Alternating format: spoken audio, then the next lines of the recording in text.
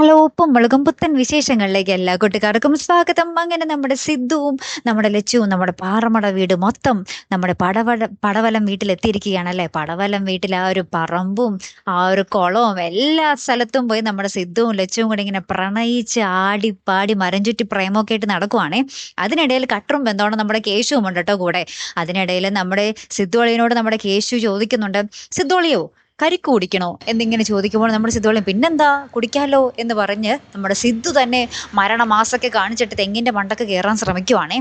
ഇടക്ക് വെച്ച് പക്ഷേ നമ്മുടെ സിദ്ധുവിൻ്റെ കൈ വിട്ടു പോകും. അതായത് അങ്ങോട്ട് പൊക്കത്തോട്ട് പോകാനും പറ്റുന്നില്ല, ഇറങ്ങാനും പറ്റാത്തൊരവസ്ഥയിൽ നമ്മുടെ സിദ്ധു തെങ്ങിൻ്റെ നടക്ക് വെച്ച് സ്റ്റക്കായി പോകുക. ആ ഒരു കാഴ്ച കണ്ടിട്ട് നമ്മുടെ കേശുവും നമ്മുടെ ലച്ചു ആണെങ്കിൽ ഭയങ്കര നിലവിളിയാട്ടോ.